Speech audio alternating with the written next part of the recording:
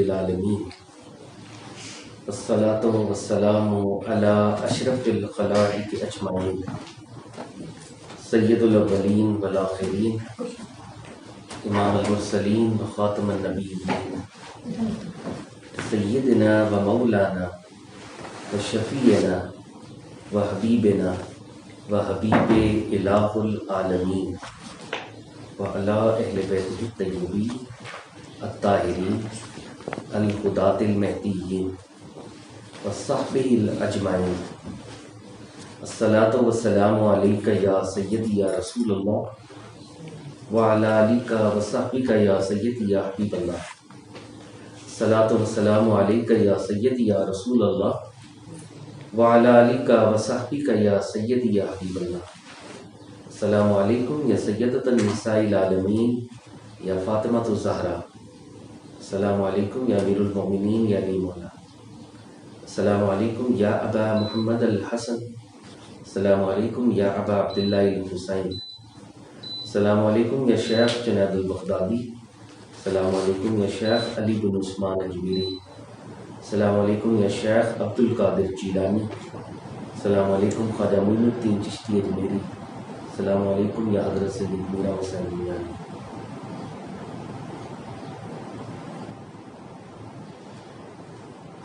خواتین حضرات، داتا صاحب نے کتاب کے آغاز میں ایک جگہ لکھا ہے کہ میں نے اللہ تعالیٰ سے استخارہ کیا۔ فرماتے ہیں استخارے کا مطلب ہے اللہ تعالیٰ سے خیر طلب کرنا۔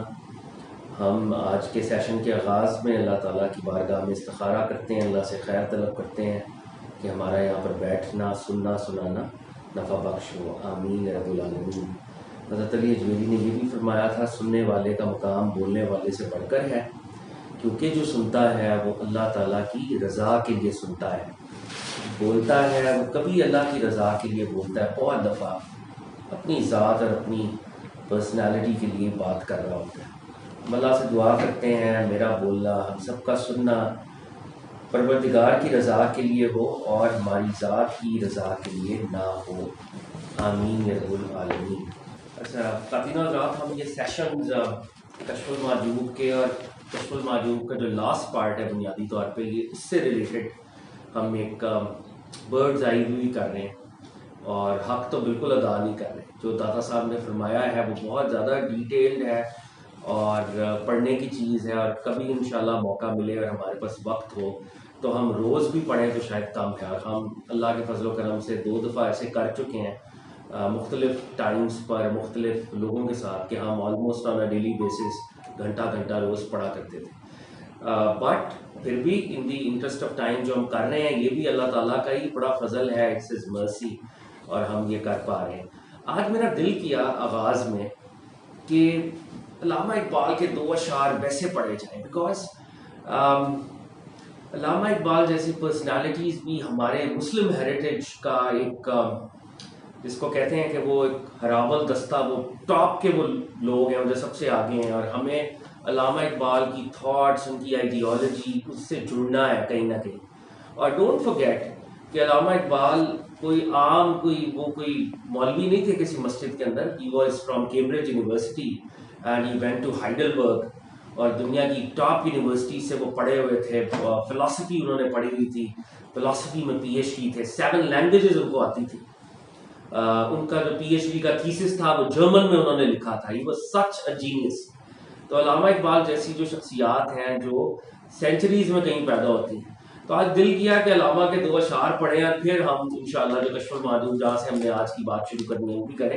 کہ علامہ کی ایک غزل ہے when he was in London, he went to London quite a few times actually, twice یا thrice وہ گئے تھے، تو پڑھنے گئے تھے، 3 سال وہاں پہ رہے تھے انگلینڈ میں اور پھر جرمنی میں، اور پھر آپ کے علم میں ہوگا راؤنڈ ٹیبل کانفرنسز ہوتی تھی، تو وہ راؤنڈ ٹیبل کانفرنسز کے لیے بھی ان کو 2 دفعہ موقع ملا، تو وہ انڈیا کو ریپرزینٹ کر رہے تھے، مسلمس کو، تو یہ لنڈن میں انہوں نے یہ شیئر کرے تھے۔ بہت ڈیٹیل میں تو ہم اس کے جائیں گے نہیں، لیکن بہت زبردست اشعار ہیں۔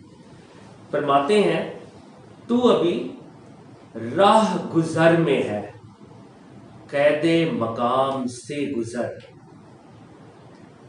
مصر و حجاز سے گزر، پارس و شام سے گزر، کہہ رہے ہیں کہ تم سب لوگ اپنی جغرافیکل آئیڈینٹیٹیز میں، اور یہ ایک میٹافوریکل بات اصل میں کر رہے ہیں، اپنی ایتھنیسٹیز میں، اپنی جغرافیکل اینٹیٹیز میں، آئیڈینٹیٹیز میں، اس میں پھنسے ہوئے ہو. اور یہ مسلمانوں کا ہمیشہ سے یہی مسئلہ رہا ہے کہ وہ جو ان کی ایک مائکرو چھوٹی آئیڈینٹی ہوتی ہے اس پہ اصرار کرتے ہیں، اور وہ جو ایک بڑی یونیورسل آئیڈینٹی ہوتی ہے اس کو پیچھے کر دیتے ہیں. ہمارے ساتھ یہی ہو رہا ہے. ایک ہماری سیکٹیرین آئیڈینٹی ہوتی ہے، ایک ہماری ایتھنک آئیڈینٹی ہوتی ہے، پھر ہماری نیشنلٹی ہوتی ہے، اور جو توحید کا مقصد ہے لا الہ الا اللہ کہ تم ایک یونیورسل ایک امہ کا پارٹ ہو، وہ کہیں بھی نہیں. تو علامہ اقبال کہہ رہے ہیں کہ تم you are at a crossroads, اور یہ کیسی کراس روڈز ہے کہ تم پھنسے ہوئے ہو مختلف فزیکل سٹیشنز اور آئیڈینٹیز کے اندر. کوئی مصری ہے، ایجپشن، کوئی حجازی ہے، کوئی کہہ رہا ہے میں فارسی ہوں، پرشین ہوں، کوئی کہہ رہا ہے میں سیرین ہوں. ان سے نکلو، ان سے آگے نکلو. اور یہ بہت امپورٹنٹ شعر ہے جس کے لیے میں نے سوچا کہ یہ غزل پڑھی جائے. جس کا عمل ہے بے غرض اس کی جزا کچھ اور ہے، جس کی ڈیڈز کسی غرض کے بغیر ہے، آبجیکٹو کے بغیر، کسی ریوارڈ اور پنشمنٹ کے بغیر. اللہ تعالیٰ قرآن میں کہتے ہیں نا کچھ لوگ ایسے ہیں جو میرے چہرے کی وجہ سے وہ یہ کام کر رہے ہیں، جس کو پنجابی میں کہتے ہیں نا تیرے منہ نو میں کر رہے ہیں، میں کام کرنا نہیں چاہیے، تیرے منہ، because of you I am doing this, not کہ مجھے کوئی فائدہ یا پروفٹ ملے گا یا کوئی ٹرانزیکشنل گین ہوگا. تو علامہ کہہ رہے ہیں جس کا عمل ہے بے غرض اس کی جزا کچھ اور ہے. حور و خیام سے گزر بادہ و جام سے گزر. پروفٹ صلی اللہ علیہ وآلہ وسلم نے اپنے صحابہ کو کہا تھا جو سب سے بڑی نعمت ہے وہ ڈیوائن کے ساتھ انکاؤنٹر ہے تمہارا، وہ اس کے لیے چہرہ اس کی ذات اور اس کی ہستی کے مطابق وہ ڈیوائن ریالٹی ہے، اس سے ملاقات. جس کا عمل ہے بے غرض، جو صرف اللہ کے لیے، اس کی جزا کچھ اور ہے، اس کا ریوارڈ کچھ اور ہے. پھر حور و خیام سے گزر، یہ خیموں سے، حوروں سے، یہ جو فزیکل قسم کی نعمتیں ہیں ان سے آگے نکلو. بادہ و جام سے گزر کہ ادھر تمہیں شراب طہورہ ملے گی، اس کا کوئی انکار نہیں کر رہے، لیکن اس سے آگے بھی ہے زندگی ادھر. جس کا ایم یہی ہے اس کو یہ اللہ دے دے گا، اور جس کا ایم ڈیوائن سے ملاقات ہے پھر وہ ڈیوائن سے ملاقات کرے گا، اور وہ بہت بڑی بات ہے. صوفیاء اور داتا صاحب یہی کرنا چاہ رہے ہیں.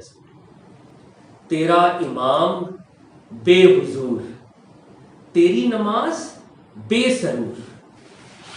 ایک تو امام جو آگے نماز پڑھاتا ہے، لیڈر کو بھی امام کہتے ہیں ویسے، بائی دی وے امام بہت بڑی ٹرم ہے.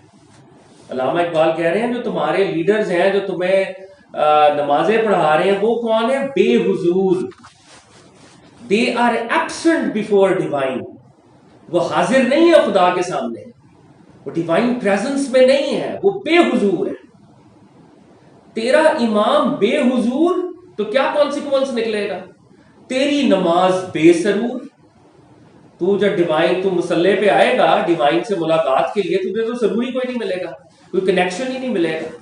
لیکن اوور آل یہی ہے کہ تیرا امام بے حضور، تیری نماز بے سرور. ایسی نماز سے گزر، ایسے امام سے گزر. ایسی نمازیں اور ایسے اماموں کا کیا کرنا ہے جن کی انٹلیکٹ کا یہ لیول ہے، جو آپ کو ہر وقت مطلب آپ دین کی طرف کیوں چلتے ہیں؟ ہائر پرپز ڈسکور کرنے کے لیے. وہ ہائر پرپز ہی جب ان کو ہی نہیں پتا اور ان کو ڈیوائن پریزنس میں وہ لے کے نہیں جا سکتے آپ کو، تو پھر کیا فائدہ ہوگا؟ یہ تو سارا پروجیکٹ ہی پھر تو دنیا میں ہی رہنا چاہیے، دنیا دار ہی رہنا چاہیے. پھر تو ایک وہ شخص جو ایک پرپز کے ساتھ ایک سیکولر فریم ورک میں زندگی بسر کر رہا ہے وہ زیادہ بہتر ہے. اس کا ایک پرپز تو ہے، اور ہم دین پہ چل رہے ہیں مگر پرپز نہیں ہے، خدا کا کوئی وہ معرفت نہیں ہے، تو پھر یہ تو اٹ از اے ٹرانزیکشن جو کہ فیوٹائل ہے at the end of the day. تو علامہ اقبال نے بہت، اور بھی خیر علامہ کی کبھی ہم موقع ملے گا تو بہت سی شاندار اس صدی کا، پچھلی صدی جو گزر گئی اور ابھی تک کا سب سے بڑا شاعر اور تھنکر علامہ محمد اقبال تھے، اور گوروں نے کتابیں لکھی ہیں کی 50 کی تھنکرز، 50 کی مسلم تھنکرز، ان میں اس ریجن سے علامہ اقبال کو وہ صرف لیتے ہیں، اس ریجن سے علامہ اقبال. اور ابھی پچھلے 125 سال کے اندر آپ نے کوئی علامہ سے بڑا تھنکر پیدا نہیں کیا عرب ورلڈ نے بھی، ٹرکس نے بھی، اور ہم انڈو پاک سب کانٹیننٹ نے بھی. تو علامہ اقبال کو مین اسٹریم کرنے کی ضرورت ہے. اینڈ پھر میں کہہ دوں کہ یہ کوئی وہ نہیں تھے کہ بیچارے کسی چھوٹی مسجد کے ایک مولوی جن کی نہیں، کیمبرج ان کے دنیاوی ان کے پریسٹیج پوائنٹس بھی چیک باکس وہ بھی چیک ان کے پاس ہے، اور پھر یہ باتیں کرنی. تو اللہ تعالیٰ ہمیں اور عمل کی توفیق دے، علامہ صاحب کے درجات کو بلند کرے. آج ہم حضرت علی حجویری کا جو فریم ورک ہے جو ہم نے شروع کیا ہوا ہے وہ بہت اہم ہے، بہت خوبصورت ہے. اگر ابھی تک کے جو سیشنز ہیں، ہم نے پہلے سیشن میں حدیث جبریل کی بات کی تھی. حدیث جبریل میں پروفٹ صلی اللہ علیہ وسلم نے ڈیفائن کیا تھا اسلام، ایمان اور احسان. احسان واز ایکسلنس، اور ایکسلنس کیا ہے؟ ایکسلنس ہے رب تعالیٰ کو دیکھنے کی جستجو، رب تعالیٰ کے ساتھ رابطے کی جستجو، جس کو پروفٹ صلی اللہ علیہ وسلم نے کہا تھا احسان یہ ہے کہ اللہ کی عبادت ایسے کرو جیسے کہ تم اس کو دیکھ رہے ہو. تو یہ احسان، یہ پہلے ہم نے جو پہلا سیشن تھا بالکل اس دن یہ بات کی تھی. اس سے جو اگلا سیشن تھا ہم نے معرفت کی بات کی تھی داتا صاحب کے فریم ورک میں. معرفت ہے correct identification of Lord Almighty, اللہ کو کیسے آئیڈینٹیفائی کیا جائے. تو حضرت علی حجویری نے یعنی داتا صاحب نے ہمیں یہ بتایا تھا کہ آپ کی سائیکالوجی، آپ کی ریشنالٹی اور آپ کی ہر ہیومن اٹیمپٹ گاڈ کو ڈسکور کرنے کے معاملے میں کلیپس کرے گی اور ایک اسٹیٹ آف بیولڈرمنٹ میں جائے گی. اس کو سرپرائز، کیونکہ ڈیوائن انفینٹ ہے اور آپ لوگ فائنائٹ ہیں، آپ کی ہر فیکلٹی فائنائٹ ہے. تو فائنائٹ جب انفینٹ کے ساتھ آئے گی تو فائنائٹ کلیپس اور بیولڈرمنٹ کی اسٹیٹ میں جائے گی. لیکن جب اللہ تعالیٰ، ایک ہے کہ میں اپنی ایفرٹ سے اللہ کو پانے کی کوشش کر رہا ہوں، ایک ہے کہ اللہ مجھے عطا کر رہا ہے. تو جب اللہ کی عطا شروع ہوتی ہے تو اطمینان، سیٹسفیکشن اور ایکویلیبریم اور نالج آتا ہے اس کی آئیڈینٹیفیکیشن کا. مگر وہ نالج اتنا پیور ہے کہ انسان جس کو وہ ملتا ہے وہ سائلنس میں چلا جاتا ہے. اس کی جو پھر آٹو پہ اسٹیٹ ہوتی ہے وہ سائلنس والی ہوتی ہے، کیونکہ ورڈز کے اندر وہ کیپیسٹی نہیں ہے کہ ان ریالٹیز کو ڈسکرائب کیا جا سکے. اگلا جو ہم نے سیشن پھر کیا، جب ہمیں معرفت کے بارے میں ہم نے کچھ کانورزیشن کی تو وہ توحید کے اوپر تھا، oneness of all mighty Allah, last session میں تھا. اور اس میں داتا صاحب نے ہمیں 43 پوائنٹس عطا کیے تھے توحید کے اوپر، وننس آف آل مائٹی اللہ کے اوپر. اور اگر ہم اس کو کوئکلی اپنے ذہن میں دیکھیں تو 3 بنیادی کانورزیشنز تھی. ہمارے دماغ میں یا مائنڈ میں کہنا چاہیے، گاڈ کا جو امیج بنتا تھا داتا صاحب نے ہر اس امیج کو نگیٹ کر دیا. پہلے حصے میں انہوں نے کہا جی گاڈ فزیکل نہیں ہے، تو ہمارے دماغ نے کہا پھر اسپرچول ہوگا. انہوں نے کہا گاڈ اسپرچول بھی نہیں ہے، ٹھیک ہے. گاڈ موونگ نہیں ہے، ہم نے سوچا گاڈ اسٹیشنری ہوگا. انہوں نے کہا گاڈ اسٹیشنری بھی نہیں ہے. مطلب وہ جو انٹلیکٹ گاڈ کے امیجز بناتی ہے، توحید کے جو امیجز بناتی ہے، حضرت علی حجویری نے ان سارے امیجز کو ڈسٹروائے کر دیا تھا اور کہا تھا یہ نہیں ہے. اور پھر دوسرے لیول پہ انہوں نے کہا پھر توحید کو کیسے سمجھیں؟ تو انہوں نے کہا توحید کو سمجھنے کا ایک ہی راستہ ہے، وہ ڈیوائن نیمز ہیں، بلیسڈ نیمز جو اللہ نے خود اتارے ہیں اپنے بارے میں. اللہ نے خود 99 جیسے فیمس ہیں اور بھی ہیں 99 فیمس نیمز. تو یہ نیمز توحید کو سمجھنے کے گیٹ ویز ہیں. پھر انہوں نے اس میں سے ایک سیمپل آف نیمز ہمارے ساتھ شیئر کیا تھا. جب وہ سیمپل آف نیمز ہمارے ساتھ شیئر کیا تو پھر ہماری انٹلیکٹ نے ان نیمز کے امیجز بنائے دماغ میں. رحمان کا یہ مطلب ہوگا، ایسی رحمت. ودود کا یہ مطلب ہوگا، ایسی محبت. لیکن داتا صاحب نے تھرڈ لیول میں جو ناموں سے امیجز ہم سوچ رہے تھے اس کو بھی کہا یہ امیجز ایسے نہیں ہیں، بات سے کہیں بڑھ کر ہے اصل میں. یعنی اللہ تعالیٰ کی وننس کو حاصل کرنے کے لیے یا وننس کو سمجھنے کے لیے بھی ہم کیڑے ہیں، ہم چونٹیاں ہیں، ہم حقیقت میں اس کی وننس کو بھی نہیں سمجھ سکتے. لیکن داتا صاحب نے کیا کیا ہے اس چیپٹر میں؟ ایک آدمی بالکل جاہل ہے، ہی از اگنورنٹ، اور وہ بھی کہتا ہے میں اللہ کو نہیں پہچانتا. لیکن ایک وہ آدمی جس نے داتا صاحب کے 46 پوائنٹس پڑھ کر کہا کہ میں اللہ کو نہیں جانتا، اس کے نہ جاننے میں اور اس کے نہ جاننے میں بڑا فرق ہے. وہ آپ کو ایک ہائر لیول آف نالج اور وزڈم پہ لے گئے ہیں. اس لیول سے کہنا کہ میں نہیں جانتا ایک اور بات ہے. The difference lies in the container. In the container. Bayazid Bastami کا کنٹینر چھوٹا تھا، وہ بھر گیا، انہوں نے سمجھا میں نے پا لیا ہے. پروفٹ صلی اللہ علیہ وسلم کا کنٹینر بھی ایور ایکسپینڈنگ ہے. جیسے جیسے کنٹینر بڑا ہو رہا ہے، اللہ کی نئی نئی تجلیات کا نزول ہو رہا ہے. تو پروفٹ صلی اللہ علیہ وسلم کی معرفت تو کوئی کمپیریزن ہی نہیں ہے کسی ولی کے ساتھ. بالکل آپ صحیح فرما رہے ہیں. اس پہ حضرت علی اجویری نے ایک اور بڑی انٹرسٹنگ بات ایک جگہ پہ کہی ہے. وہ فرماتے ہیں کہ جو ہیومن اسپرٹ ہے یہ زیادہ کلیئرر اور زیادہ پاورفل ہے ہیومن باڈی سے. آپ نے اگر خدا کو پہچاننا ہے تو آپ اپنی اسپرٹ کے ذریعے پہچان سکتے ہیں.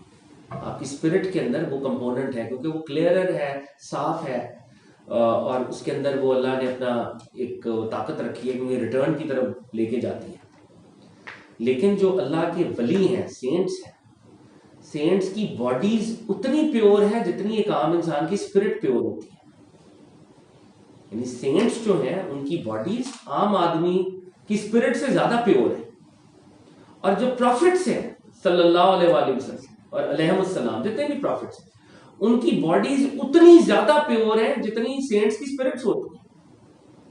اور جو پروفٹس کی اسپرٹس ہیں اپنی، وہ تو کیا ہی بات ہے ان کی پیورٹی کی. تو اس پہ بہت طویل کانورزیشن دادا صاحب نے کی ہے، کیونکہ کچھ لوگوں کو یہ کچھ ایسی بھی ڈیبیٹ ایک دفعہ ہوئی تھی کہ سینٹ ہوڈ کا اسٹیشن ناؤز باللہ پروفٹ ہوڈ سے کہیں اوپر تو نہیں. ایسی ڈیبیٹ بھی ایک دفعہ ہو گئی تھی. تو دادا صاحب نے اس کو بڑا کنڈیم کیا تھا. بہت کچھ 40 پیجز کا بہت لمبا سیکشن دادا صاحب نے لکھا جس میں انہوں نے یہ اسٹیبلش کیا کہ جو پروفٹس کو معرفت حاصل ہوتی ہے وہ اولیاء سوچ بھی نہیں سکتے، اور کامنر تو اس کی بو بھی نہیں پا سکتا. اور اس پہ امام جعفر صادق جو کہ بہت بڑے ٹاورنگ مسلم مسٹک تھے، Imam Jafar Sadiq was the teacher of 2 imams, Imam Abu Hanifa and امام مالک. یہ بہت سے لوگوں کو نہیں پتا، اور دادا صاحب نے امام جعفر صادق کے اوپر ایک پورا سیکشن لکھا ہے. امام جعفر صادق بہت بڑے پروفٹ کی فیملی سے تھے، ایک تو سیدھی سی بات ہے. بہت بڑے قرآن کے مفسر تھے، فقہ کے، logic, philosophy, Islamic mysticism. He was one towering man. And Imam ابو حنیفہ اور یہ کنٹمپرریز تھے. اور جب امام ابو حنیفہ اور ان کا ایک ڈائلاگ ہوا تھا تو امام ابو حنیفہ ریئلائزڈ کہ مجھے ان کا اسٹوڈنٹ بننا ہے. تو فار 2 ایئرز وہ مدینہ گئے تھے، اسپیشلی امام جعفر صادق کے پاس. اور امام ابو حنیفہ نے کہا تھا، ان کا نام تھا نعمان، کہ نعمان ہلاک ہو جاتا اگر اس کو 2 سال جعفر صادق کے پاس نہ ملتے. تو امام جعفر صادق فرماتے ہیں کہ قرآن کے 4 لیولز ہیں. ایک ہے اس کی عبارت، ٹیکسٹ، قرآن کا ایک ٹیکسٹ ہے. پھر وہ فرماتے ہیں قرآن میں ہے اشارہ، سمبلز، اشارات. پھر کہتے ہیں قرآن میں ہے لطائف، سٹلٹیز. اور پھر ہے قرآن میں حقائق، ہڈن ریالٹیز. میری اور آپ کی طرح کا بندہ عبارت اور ٹیکسٹ پہ، سرفس پہ رہتا ہے، اور وہ سرفس کی میننگز کو جان کے کہتا ہے مجھے سمجھ آتی ہے، یہ بات ایسی ہے. مگر 3 لیولز اور ہیں اسی آیت کے، بلکہ وہ ایک جگہ تو انہوں نے کہا 7 لیولز ہیں، اور 7 بھی ایک میٹافور ہے، اصل میں کاؤنٹ لیس ہے نا، کیونکہ رب تعالیٰ انفینٹ ہے تو قرآن بھی انفینٹ میننگز کو انکیپسولیٹ کیے ہوئے ہوتے ہیں. تو ہم لوگ عبارت، ٹیکسٹ کو دیکھ کے کہتے ہیں یہ اس کا میننگ ہے. حضرت امام جعفر صادق کہتے ہیں یہ کامنرز ہیں، جو اولیاء اللہ ہیں یا جو ان سے اوپر ہیں، جن کو وہ خواص کہتے ہیں، وہ عبارت سے اشارے کی طرف جاتے ہیں کہ اس کے اندر چھپی ہوئی اور بھی میٹافورز ہیں. جو اللہ کے اور بڑے اولیاء ہیں وہ اشارے سے آگے لطائف پہ جاتے ہیں، سٹلٹیز، کہ اس کے اندر اور بھی ڈیپتھ ہے. اور جو اللہ کے انبیاء ہیں، جو پروفٹس ہیں، وہ حقائق تک جاتے ہیں. تو قرآن کی جو حقیقت ہے وہ صرف پروفٹ صلی اللہ علیہ وسلم کو پتہ ہے. اصل میں حقائق کا پروفٹس کو پتہ ہوتا ہے، ہمارا لیول نیچے کا ہوتا ہے، یا اگر کوئی بہت بڑا ولی ہوگا وہ اس کو کوئی لطائف پتہ ہوں گے، تو اس سے چھوٹا ہوگا اس کو اشارات پتہ ہوں گے. ہم تو یہ بھی کلیم نہیں کر سکتے کہ ہمیں عبارات یا ٹیکسٹ کا پتہ ہے. تو کسی لیول کے اوپر prophets can never be compared with any saint or any other individual. Impossible ہے یہ حقائق اشیاء کا علم عطا کر. داتا صاحب نے بہت دفعہ یہ پروفٹ کی بڑی خوبصورت دعا ہے. پروفٹ صلی اللہ علیہ وسلم یہ فرمایا کرتے تھے کہ O God grant me knowledge of the reality of the things, reality of the things. اور ایک چیز بہرحال یہ ہم تھوڑا انسٹرکچرڈ ہو گئے but it is still beneficial unstructured ہونا. یہ اوپن وہ ہے فورم. ہمارے یہاں اکثر یہ ہوتا ہے کہ جو لوگ جو سپوزٹلی جو لوگ ایمفسس کر رہے ہیں کہ جی قرآن کی طرف جائیں، وہ قرآن کی لٹرلسٹ اپروچ میں پھنسے ہوئے، ٹیکسچول لٹرلسٹ شیلو. اب ایک کامنر جب وہ تفاسیر پڑھے گا، کیونکہ کامنر تو بیچارہ اچھی نیت کے ساتھ اس نے قرآن کی تفسیر کھولی ہے، وہ کہے گا جی یہ آیت کا تو یہی مطلب ہے، یہ دیکھیں لکھا ہوا ہے یہاں. لیکن آپ کو ہر آیت کے ملٹیپل لیولز پہ ملٹیپل میننگز ہیں اصل میں. اور تفسیر پوری ایک فیلڈ ہے، اتنے زیادہ مفسرین ہیں. کلاسیکل ایرا کے جو سب سے بڑے مفسر ہیں امام طبری، ابھی تک اردو میں ٹرانسلیٹ نہیں ہوئے، یا اس کے بعد جلال الدین سیوطی ہو گئے ہیں، ابن کثیر ہو گئے ہیں. تو جو قرآن کی ٹیکسچول اپروچ ہے یہ بھی نقصان دے رہی ہے کہ ہم ایک لٹرلزم میں پھنس جاتے ہیں، اور وہ جو اس کا انفینیٹیوڈ والا میننگ ہے اس تک نہیں جاتے. تو یہ ایک پرابلم ہے. جو الٹیمیٹ حقائق ہیں، جو الٹیمیٹ حقائق ہیں، وہ پروفٹس ان کے کسٹوڈینز ہوتے ہیں، اور پھر وہ دیکھتے ہیں کہ کس کے اندر کتنی کیپیسٹی اور کتنا کوئی کر سکتا ہے. کیونکہ اگر داتا صاحب نے اس پہ، سوری میں آپ کی بات کاٹ رہا ہوں، داتا صاحب نے اس پر ایک جگہ پہ بحث کی کہ معراج کے اوپر یہ جو اتنے سکولز بنے ہوئے کہ کوئی لوگ کہتے ہیں کہ جی پروفٹ صلی اللہ علیہ وسلم نے اللہ کو تو دیکھا ہی نہیں. داتا صاحب نے بحث کی، اور وہ بھی صحابہ ہی کہہ رہے ہیں، صحابہ ہی ہیں جو یہ کہہ رہے ہیں کہ پروفٹ صلی اللہ علیہ وسلم نے اللہ کو نہیں دیکھا. حضرت عائشہ صدیقہ بھی یہی فرماتی ہے رضی اللہ تعالیٰ عنہ. دوسرے صحابہ ہیں کچھ جیسے جن میں سب سے بڑے عبداللہ ابن عباس رضی اللہ تعالیٰ عنہ، کہتے ہیں کہ اللہ کو دیکھا تھا. داتا صاحب فرماتے ہیں کہ پروفٹ صلی اللہ علیہ وآلہ وسلم ریسیور کو دیکھ کے گفتگو فرمایا کرتے تھے. جو سامنے ہے وہ کس لیول کا آدمی ہے. کچھ لوگ، کچھ صحابہ بائی نیچر مسٹیکل تھے، ان کے حالات ملتے ہیں، وہ ڈفرنٹ تھے. وہ پروفٹ کی ایج میں مسٹیکل، اس وقت پروفٹ کے سامنے. ان میں ایک صحابی حضرت حارثہ رضی اللہ تعالیٰ عنہ، پروفٹ صلی اللہ علیہ وسلم کو انہوں نے کہا کہ میں جنت دیکھ رہا ہوں یہاں پہ. تو پروفٹ پوچھ رہے ہیں اچھا کیسی ہے، وہ بتا رہے ہیں بیکاز وہ مسٹکلی، وہ مسٹک تھے وہ، اور لوگ بھی ہیں اسی طرح. اور بہت سے لوگ نہیں بھی تھے، پھر بھی وہ صحابہ ہیں، ہم سے بہت سب سے بلند ہیں، وہ سارے اولیاء اللہ سے بلند ہیں.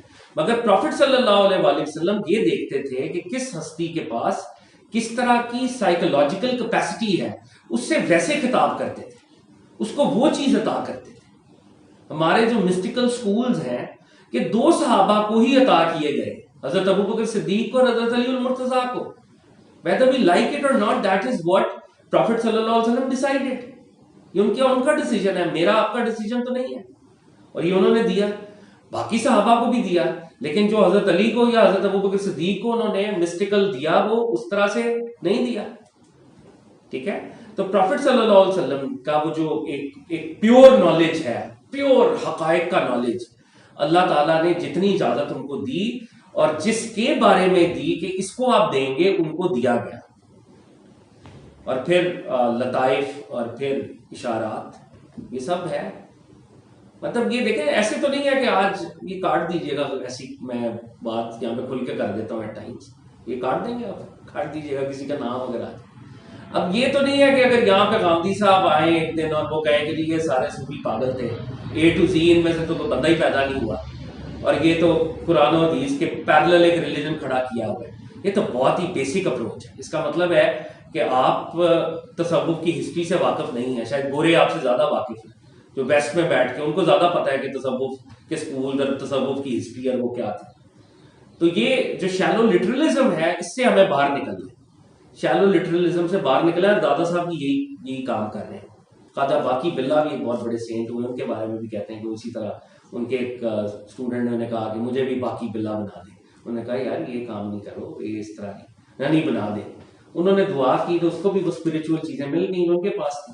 کہا تھا باقی بلا نے کوئی 40-50 سال کی ان کی محنت تھی، وہ 50 سال بعد 50 سال کی ٹریننگ کے بعد جب آپ K2 کو سر کرتے ہیں تو ایک اور بات ہے، آپ کو ویسے کوئی K2 پہ اتار دے گا یہاں بھی آ جاؤ تو بہت فرق بات ہے. تو وہ پہنچ تو گیا وہ بھی، بٹ پھر جو اس کے ساتھ معاملات ہوئے تو وہ تو اس کو نہیں سہ سکا. Within 2 days he diet.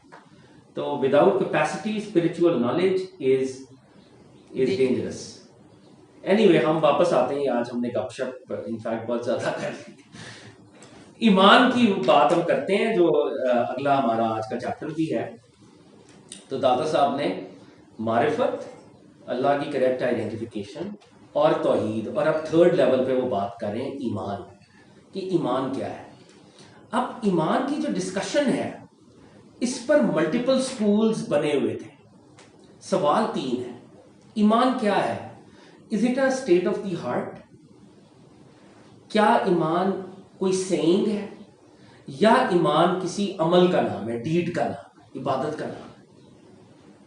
Heart کی اسٹیٹ ہے صرف، یا منہ سے بولنے کا نام ہے جس کو کال کہتے ہیں، یا ایکشن، فیل، عبادت، ڈیڈ، یہ اس کا بھی نام یہ ایمان کسے کہتے ہیں؟ اور داتا صاحب سے پہلے مسلم تھیولوجی میں اور اسلامک لا میں ملٹیپل سکولز تھے. ایک سکول یہ کہتا تھا کہ جب آپ اللہ پر ایمان لے آتے ہیں تو ہارٹ کی سٹیٹ بھی ہونی چاہیے اور وہ ہوتی ہے، اور عمل بھی لازمی طور پہ ہونا چاہیے. اگر عمل نہیں ہوگا تو آپ کا ایمان ناقص ہے. اور ایک دوسرا سکول تھا، وہ یہ کہہ رہا تھا کہ یار ہارٹ کی سٹیٹ ہونی چاہیے، عمل سیکنڈری بات ہے. ہارٹ کی سٹیٹ سے ایمان ثابت ہو جاتا ہے. تو یہ موٹے موٹے 2 سکولز ہیں جو داتا صاحب کے دور میں، اور یہ ڈسکشن بڑی امپورٹنٹ ہے. ڈسکشن اس لیے امپورٹنٹ ہے کہ ہم نے ابھی جب ایمان کا دعویٰ کرنا ہے تو ہمارے پر کیا ذمہ داریاں اور رسپانسبلٹیز عائد ہو جاتی ہیں. وہ لوگ جو یہ کہہ رہے تھے کہ ایمان کا پارٹ ہے عمل، انٹیگرل پارٹ ہے عمل، وہ یہ کہہ رہے تھے کہ اگر کوئی شخص گناہ کرے گا تو گناہ کا کیا مطلب ہے کہ وہ عمل میں نقص ہے اس کی، تو وہ دین سے خارج ہو جائے گا، اور جو دین سے خارج ہو جائے گا اس کو قتل کرتے ہیں. یہ معتزلائٹس تھے پرانے وقتوں میں، خارجائٹس تھے، خارجی جنہیں کہتے ہیں. وہ کہتے تھے کہ یار ایمان ہارٹ کی سٹیٹ کے ساتھ عمل کا نام ہے، اور جیسے ہی کسی بندے نے خاص طور پہ گناہ کبیرہ اگر کر دیا، اس کا مطلب اس کا عمل فارغ ہے، تو وہ تو اسلام سے خارج ہو گیا. جو اسلام سے خارج ہو گیا وہ قتل ہو، اس کو قتل کریں. اور یہ فتویٰ بائی دا وے انہوں نے حضرت علی تک پہ لگایا تھا. حضرت علی تک پہ انہوں نے یہ فتویٰ لگا دیا تھا جب بیٹل آف صفین تھی. تو بیٹل آف صفین میں جب دونوں پارٹیز نے آربیٹریشن کی تھی، آربیٹریشن حضرت علی کی پارٹی نے اور دوسری پارٹی نے، تو خارجیوں نے کہا تھا کہ آربیٹریشن تو اللہ کا رائٹ ہے، یہ بندے کیوں آربیٹریشن کر رہے ہیں آپس میں؟ ہینس یہ پارٹی اور یہ پارٹی دونوں جو ہیں یہ اسلام سے خارج ہو گئے ہیں، ہم ان دونوں کو چھوڑتے ہیں، اور یہ ساری مرتد اور یہ واجب القتل ہے. اور حضرت علی کو اسی لیے شہید کیا گیا تھا. جس بندے نے ان کو قتل کیا تھا وہ اس عقیدے کا حامل تھا کہ اسٹیٹ آف ہارٹ پلس عمل. اور حضرت علی کا نعوذ باللہ جو کہ غلط بات تھی، وہ غلط کہہ رہا تھا کہ حضرت علی کا عمل بھی کمزور ہے، عمل کے کمزوری کی وجہ سے میں ان کو اڑا دوں گا. عبد الرحمن ابن ملجم. تو داتا صاحب نے اب یہ ڈیبیٹ شروع کی کہ پھر ایمان کیا ہے اصل میں. تو داتا صاحب نے کہا دیکھیں بات یہ ہے، ان ریالٹی ایمان کے 2 کمپوننٹس ہیں. ایک ایمان کی فاؤنڈیشن ہے اور ایک ایمان کا فروٹ ہے. ایمان کی فاؤنڈیشن، ایمان کی اصل، ایمان کی بنیاد اسٹیٹ آف ہارٹ ہی ہے. ایمان کی اصل، ایمان کی فاؤنڈیشن حقیقت میں in reality state of heart ہے. لیکن جب وہ اسٹیٹ آف ہارٹ اٹین ہوتی ہے تو اس کے کچھ فروٹس ظاہر ہوتے ہیں. اور ایک فروٹ کیا ہے؟ میں زبان سے کہتا ہوں میں مسلمان. ایک اور فروٹ کیا ہے؟ میں کوشش کرتا ہوں کہ میں عمل کروں. لیکن ان ریالٹی ایمان اسٹیٹ آف ہارٹ ہے. ان ریالٹی ایمان اسٹیٹ آف ہارٹ ہے. لیکن جو اچھا مومن ہوگا وہ کیا کرے گا؟ راہ صاحب نے کہا، ایک گروپ نے کہا جو اچھا مومن ہوگا وہ اعمال کرے گا، ڈیفینیٹلی کرے گا. وہ اللہ کی بندگی کرے گا، وہ اللہ کی عبادت کرے گا. اور جو شخص ایمان لے کے آتا ہے، اللہ کی وہ بندگی کرتا ہے، سبمشن میں جاتا ہے، تو آف کورس کل قیامت میں وہ اللہ تعالیٰ اس کے ساتھ بہتر معاملہ کریں گے اور وہ جنت میں جائے گا۔ تو جب یہ ڈیبیٹ ہوئی، یہ ڈسکشن ہوئی، تو ایک گروپ نے پھر یہ کہنا شروع کر دیا کہ ایمان کا نیسیسری پری ریکوزٹ اعمال ہیں، اعمال ہونے چاہیے۔ لیکن دادا صاحب کیا کہہ رہے ہیں؟ اعمال فروٹ ہیں، نیسیسری پری ریکوزٹ نہیں ہے، اٹس اے فروٹ۔ باریک لائن ہے۔ اور دادا صاحب نے کہا دیکھو اس بات کو انڈرسٹینڈ کرو، ایک شخص بہت اعمال کر رہا ہے، بڑی عبادت کر رہا ہے، بہت عبادت کر رہا ہے، مگر اس کی عبادت میں اسٹیٹ آف ہارٹ پیور ہی نہیں ہے۔ کیا امپیور اسٹیٹ آف ہارٹ سے کیے گئے اعمال آپ کو کل قیامت میں سرخرو کر دیں گے؟ Will you be a candidate for salvation? آپ نے اعمال کی، نمازیں بھی پڑھی آپ نے، روزے بھی رکھے آپ نے، حج بھی کیا آپ نے، آپ یہاں پر شیخ الاسلام بھی بن گئے، بہت بڑے مولانا، فالوئنگ سب کیا آپ نے، لیکن آپ کے اندر اللہ جانتا تھا کہ آپ تو دنیا کے لیے، پاور کے لیے، فیم کے لیے ساری گیم کر رہے تھے۔ پارٹی کا گارڈ بھی فیم کے لیے تھا۔ کیا ایسی ڈیڈز کو اللہ تعالی اکنالج کریں گے؟ ڈیڈز تو ہیں۔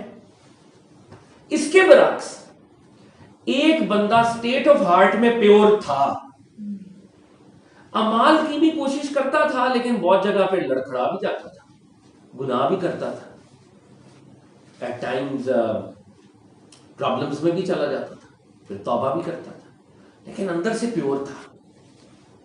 اور اس کی ایک بڑی خوبصورت مجھے ابھی ایک ایگزامپل یاد آئی ہے، یہ صحیح مسلم جو ہمارا بہت امپورٹنٹ ٹیکسٹ ہے، اس کی حدیث۔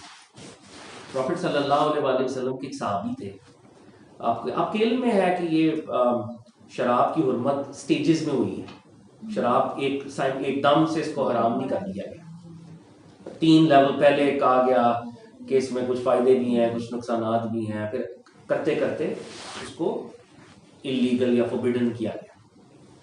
تو وہ جو صحابی رسالت مآب صلی اللہ علیہ وسلم تھے، ان سے یہ عادت چھوٹ نہیں رہی تھی۔ He was trying but ان سے نہیں چھوٹ رہی تھی۔ اور آپ کو پتہ ہے کہ اسلام میں، اور خاص طور پہ جب پروفٹ صلی اللہ علیہ وسلم موجود تھے، تو اس پہ ایک اسلامک پنشمنٹ ہوتی ہے لیشز کی۔ آئی ڈونٹ نو 40 یا 80 لیشز، اگر آپ if you are caught drinking تو وہ لیشز آپ کو لگائے جاتے ہیں۔ اب وہ بیچارے، ان سے وہ عادت نہیں چھوٹ رہی تھی۔ پروفٹ صلی اللہ علیہ وسلم کے حکم پر ان کو سزا بھی ملی 1-2 دفعہ، لیشز بھی لگے، پھر بھی ان سے وہ عادت نہیں چھوٹ رہی تھی۔ اب کمپینینز پروفٹ کی ماسک میں بیٹھے آپس میں کانورزیشن کر رہے ہیں صحابہ کرام، اور کہہ رہے ہیں یار یہ بندہ کیسا ہے، پروفٹ صلی اللہ علیہ وسلم اس کو سزا بھی دیتے ہیں، پھر بھی باز نہیں آ رہا ہے، اس کو لیشز بھی لگے ہیں، باز نہیں آ رہا، کیا کر رہا ہے یہ؟ آپس میں ایسی کانورزیشن ہو رہی جیسے ہم بھی کرتے ہیں غیبت کے، تو ہم سب ماشاءاللہ چیمپس ہوتے ہیں، تو ایسی بات میں کسی کو نہیں کہہ رہا، لیکن بہرحال ایک ہیومن بات ہے نا۔ تو صحابہ نے، ان کو برا لگا کہ یہ ایسا کیوں ہو رہا ہے۔ پروفٹ صلی اللہ علیہ وسلم ہرڈ دس، وہ اپنے کوارٹر سے باہر آئے، انہوں نے کہا اس بندے کو برا مت کہو، یہ بندہ اللہ اور اس کے رسول سے محبت کرتا ہے صلی اللہ علیہ وآلہ وسلم۔ بظاہر ان صحابی کا عمل کمزور ہے، بظاہر سزا بھی ہو چکی ہے بظاہر، مگر اللہ کے نبی صلی اللہ علیہ وآلہ وسلم اس کی گواہی دینے کے لیے مسجد اپنے کوارٹر چھوڑ کے باہر آ گئے، اور کیا سرٹیفکیٹ دے رہے ہیں اس کو، یہ اللہ اور اس کے رسول سے محبت کرتا ہے، کیونکہ اس کی سٹیٹ آف ہارٹ پیور تھی، اور وہ سٹیٹ آف ہارٹ جو پیور تھی وہی مطلوب ہے اور وہی چاہیے ایسا۔ ڈیڈز پہ کمزوری پہ سرزنش بھی ہوگی، سزا بھی ہوگی، لیکن الٹیمیٹلی ان کو ایک سرٹیفکیٹ آف آنر بھی ملا، کیونکہ اس کا من صاف تھا۔ تو دا صاحب نے کہا پھر دیکھیں ایمان کی ریالٹی کیا ہے۔ ایمان is a state of heart, state of heart کو پیور کرنے کی ضرورت ہے۔ ہاں، اور جب اسٹیٹ آف ہارٹ پیور ہوتی ہے تو اس کے فروٹس نکلتے ہیں، جس کا جتنا ہارٹ پیور ہوتا ہے تو فروٹس نکلتے ہیں۔ فروٹس کیا ہیں کہ ہم اپنے سیئنگ میں، اپنے ایکشن میں ہم ایک گریٹر گاڈ کانشسنس کا ڈسپلے کرتے ہیں، یہ فروٹ ہے، عمل کرتے ہیں ہم. لیکن اگر کسی شخص کا عمل کمزور ہو اور اسٹیٹ آف ہارٹ پھر بھی پیوریفائڈ ہو، ابھی بھی چانس ہے سیلویشن کا. اللہ اور اس کے نبی صلی اللہ علیہ وآلہ وسلم اکنالج کر سکتے ہیں، آپ کو کرتے ہیں. لیکن ایک شخص صرف ڈیڈز میں پھنسا ہوا ہے، فارمز میں پھنسا ہوا ہے.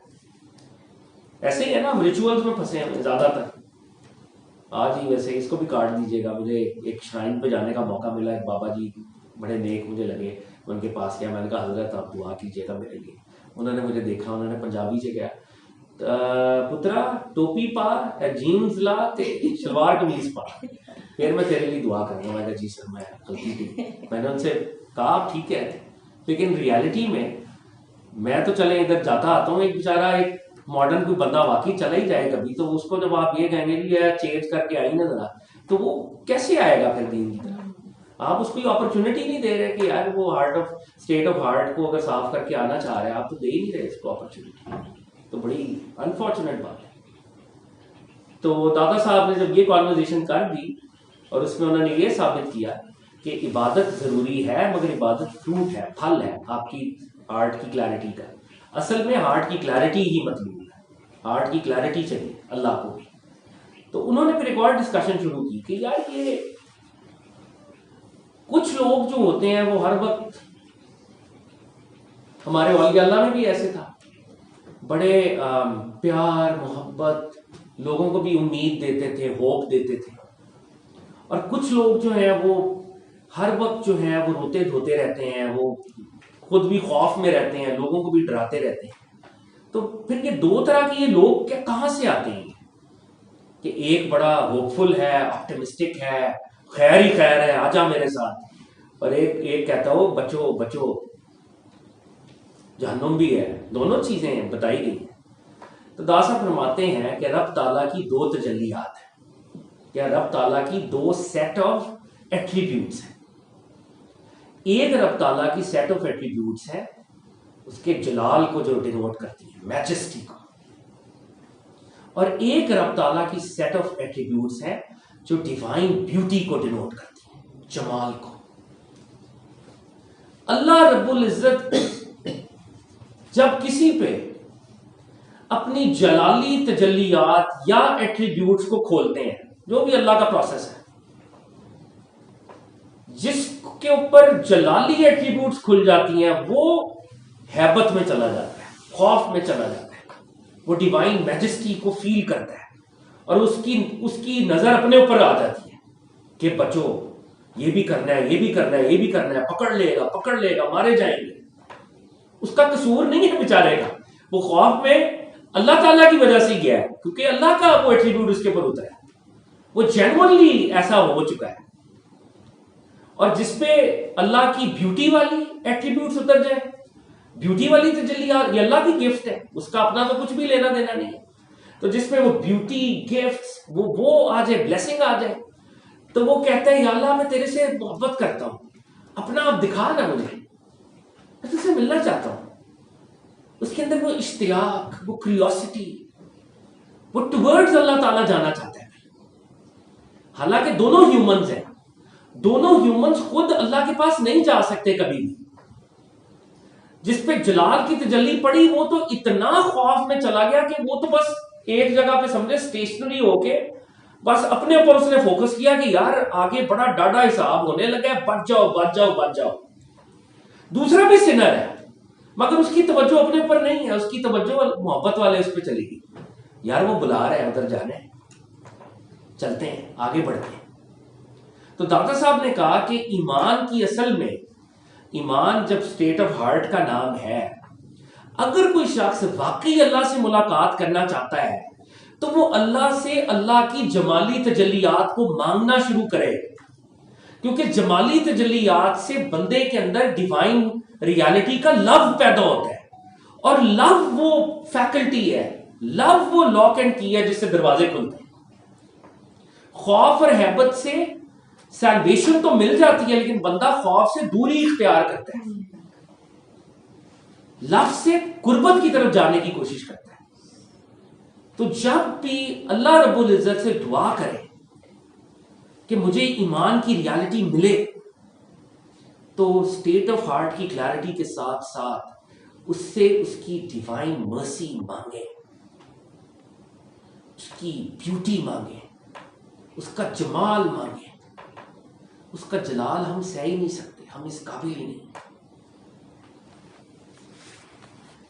تو اب یہ ہے جی ایمان کی ریالٹی. اور اس ساری کانورزیشن کو یعنی اب اگر ہم ریپ اپ کریں، میں نے ایک بہت ہی اپروکسیمیٹ قسم کا ایک وہ جسے کہتے ہیں نا اردو میں اس کو کہتے ہیں طائرانہ نظر.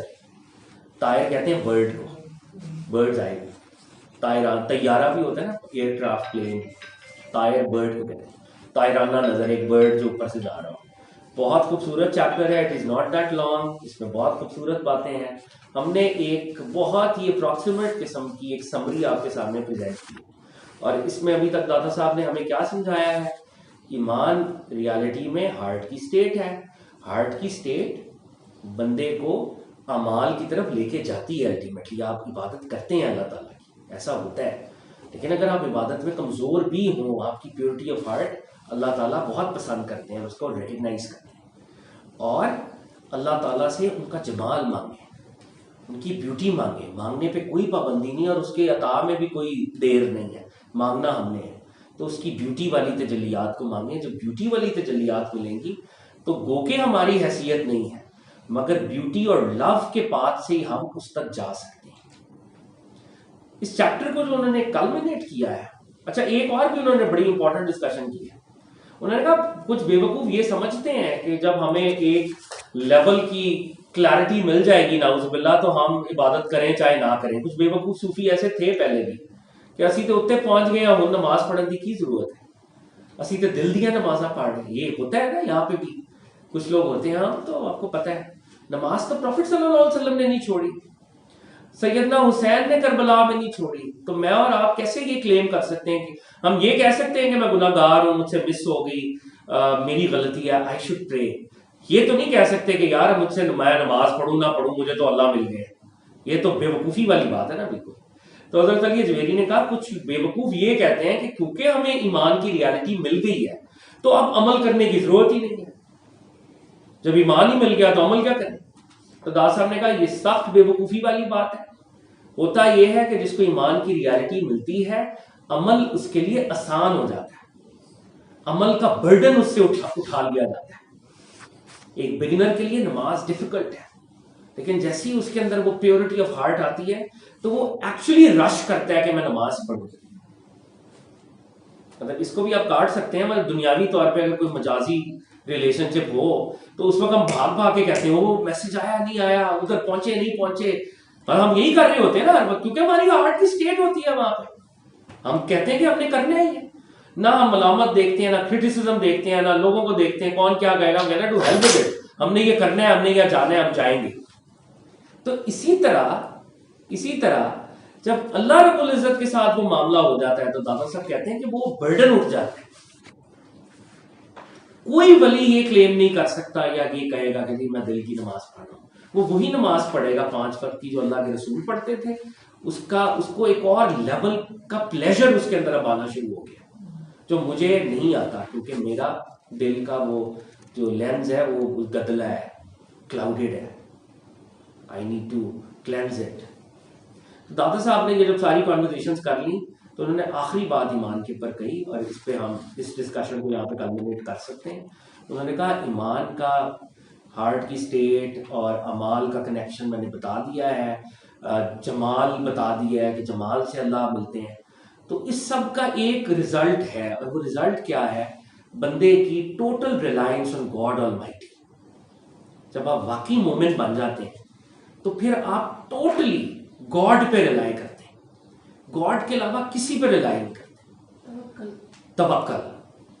اچھا اب وہ جو توکل ہے ہمارے سب کانٹیننٹ میں نا ایک ہم سب اولیاء اللہ سے بڑی محبت کرتے ہیں، لیکن اگر ہم اولیاء اللہ کا ٹیکسٹ پڑھیں نا تو بعض اوقات اولیاء اللہ کا ٹیکسٹ ویسا نہیں ہوتا جیسی ہماری ریچولز ہوتی ہیں. ہم سمجھ رہے ہوتے ہیں کہ وہ داتا صاحب کر دیں گے ہمارے کام، خواجہ صاحب کر دیں گے. That's not their job basically. یہ اللہ سے مانگنا ہے، اللہ ہی کریں گے اور کوئی ذات نہیں کر سکتی. ہر صوفی مسٹک یہی کہہ رہا ہے. اگر ہم توحید کے اوپر ان کے اقوال پڑھیں تو ہم کہیں گے یار یہ تو کوئی سلفی اسکالر یہ باتیں لکھ کے گیا ہے، تو وہ اتنے اس پہ وہ ان کی وہ ہوتی ہے. تو داتا صاحب نے آخر میں ایک واقعہ لکھا. واقعہ تھا ابراہیم خواص رضی اللہ تعالیٰ عنہ رحمۃ اللہ علیہ، بہت بڑے صوفی مسٹک، جنید بغدادی کے لیول کے، ان کے کمپینینز، ان کے اسٹوڈنٹس میں سے. تو وہ ابراہیم خواص اور ایک اور صوفی سینٹ جنگل میں جا رہے تھے، اور جنگل میں کھانے پینے کا کوئی انتظام نہیں تھا، تو غیب سے ان کی مدد ہو رہی تھی. ان کو کہیں سے کھانا آ جاتا تھا، یعنی آپ سمجھیں کہ ان the middle of jungle, in the middle of nowhere literally, اور اللہ آپ کی مدد کر رہے ہوں. تو یہ ایسا ہو رہا تھا. ایک پوائنٹ پہ ایک صاحب ابراہیم خواص کو ملنے آئے. دونوں نے 5-10 منٹ کانورزیشن کی. دادا صاحب کہتے ہیں ابراہیم خواص نے کہا السلام علیکم میں جا رہا ہوں. ابراہیم خواص کے اسٹوڈنٹ نے کہا سر یہ صاحب کون تھے جو بھی آئے تھے؟ وہ وسی. تو ابراہیم خواص نے کہا یار یہ حضرت خضر تھے، ہی واز خضر. تو انہوں نے کہا اچھا پھر؟ انہوں نے کہا وہ مجھے کہہ رہے تھے کہ میرے ساتھ چل لیں، اکٹھے چلتے ہیں. تو میں نے کہا نہیں سر، میں اللہ پہ رلائی کر رہا ہوں. اگر میں نے آپ کی کمپنی اس جنگل کے اندر اختیار کر لی تو اس کا مطلب ہے کہ میں وہ گاڈ کی کمپنی کو کنٹامینیٹ کروں گا. I don't want to rely on a human in this jungle when Almighty Allah is taking care of me. السلام علیکم. تو ایمان کی اصلی ریالٹی یہ ہے کہ ایک وہ لیول آ جاتا ہے کہ آپ وسیلوں سے بھی آگے نکلتے ہیں. وسیلے ہیں، ان کا کوئی انکار نہیں ہے، وسیلے ایگزسٹ کرتے ہیں، وہ ہیں، مگر ایک وہ لیول آ جاتا ہے کہ جب آپ اپنے آپ کو سپرد کر دیتے ہیں رب العزت کے، اور وہ ہے اصل میں ایمان کی ایبسولوٹ وہ جو لیول ہے کہ اب اللہ کے علاوہ کوئی نہیں، نو ون ایلس.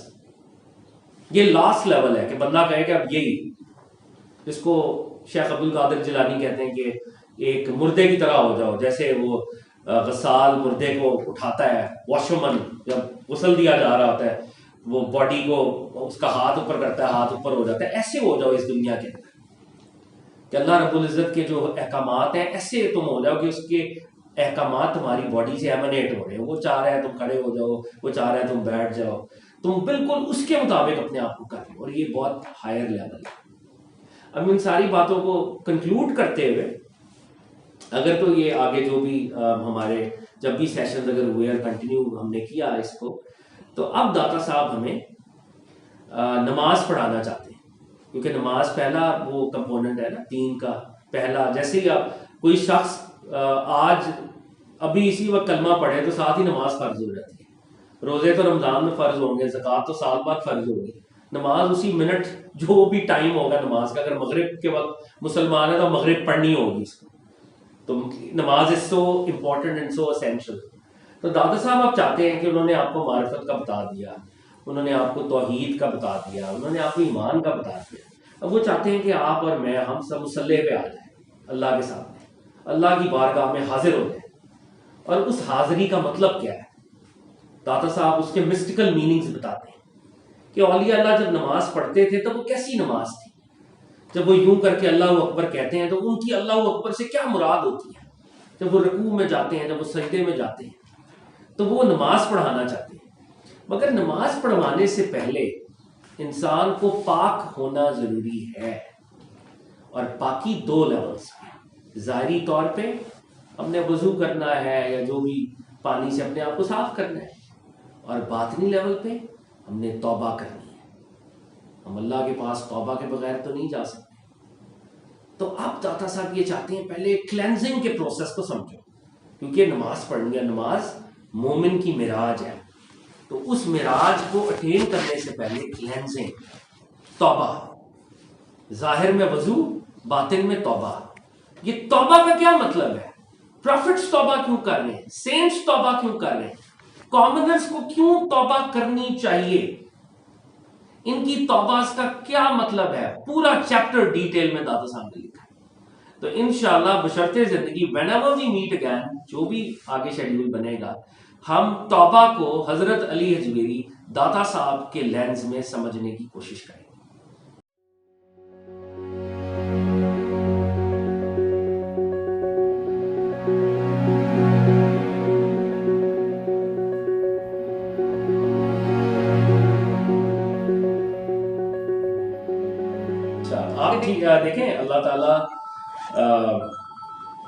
चीज़ है कि हमने ऑफ कोर्स जो रिलीजन के एटिकेट्स हैं उनके ऊपर चलना है ऑफ कोर्स, और जिस तरह प्रॉफिट सल्लल्लाहु अलैहि वसल्लम ने हमें बताया है कि स्टीलिंग इज़ बैड, किसी भी लेवल के ऊपर वो तो बुरी चीज़ है, लेकिन अल्लाह ताला इस तरह से इतने माइक्रो मैनेजमेंट या कोई इतना छोटा कैलकुलेटर नहीं रखा उन्होंने कि ये करेंगे तो वो कान मरोड़ देंगे या ये कर देंगे।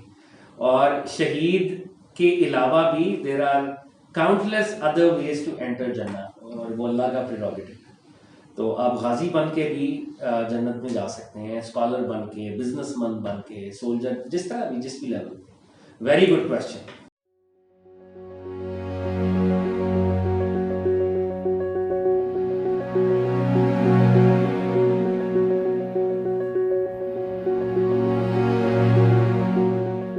बहुत जबरदस्त, good observation. People with strong ईमान, असल में वो ईमान उनका स्ट्रॉन्ग नहीं है, वो है ही 2 नंबर। वो जो एरोगेंस वाले हैं ना वो तो 2 number. Even with strong iman have slight arrogance, selfishness, etc. in their hearts. Very good question भाई। ये है अहमद, अहमद आप हैं? Very nice Ahmad, good observation. I must tell you कि arrogance वाले बंदों का ईमान असल में कमजोर है। They have weak ईमान। जो arrogant है, प्रॉफिट सल्लल्लाहु अलैहि वसल्लम की तो इतनी हदीस है arrogance को कंडेम कर, तो बल्कि कहा गया ना जमीन पे अकड़ अकड़ कर ना चलो। और हमारे एक जानने वाले हैं, बहुत अल्लाह वाले हैं, उन्होंने एक बड़ी इंटरेस्टिंग बात की। उनके और कोई सूफी दोस्त थे, उन्होंने कहा कि अगर वो 30 मिनट्स की वीडियो चल जाए ना कब्र के अंदर, जब इंसान के साथ पहले 30 मिनट्स क्या होता है, तो इस पूरी कायनात के अंदर से जुर्म, एरोगेंस, तकब्बुर ये निकल जाए।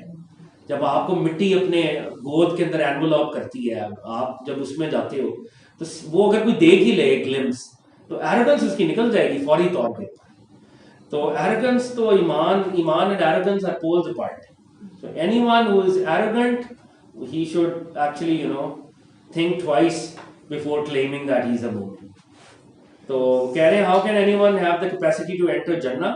तो we don't have the capacity. Basically अल्लाह ताला ही हमें bless करेंगे, उनकी पावर होगी, उन्हीं की पावर की मदद से हम जाएंगे, उन्हीं की रहमत की वजह से। दादा साहब ने यहाँ पे बल्कि इस चैप्टर के अंदर वो लिखा कि प्रॉफिट सल्लल्लाहु अलैहि वसल्लम ने सहाबा को कहा कि मैं तो खुद अपनी डीड्स को बहुत कम समझता हूँ। हदीस है मशहूर, तो दादा साहब भी एक उसका वेरिएंट लेके आए। तो सहाबा ने कहा आप तो खुद प्रॉफिट है, इतनी बड़ी आपकी शान है।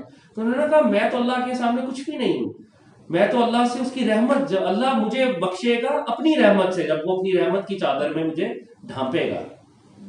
तो हम वी आर नो वंस, अगर प्रॉफिट सल्लल्लाहु अलैहि वसल्लम की बात कर रहे हैं तो वेरी गुड क्वेश्चंस भाई, good, thank you, very good questions, good.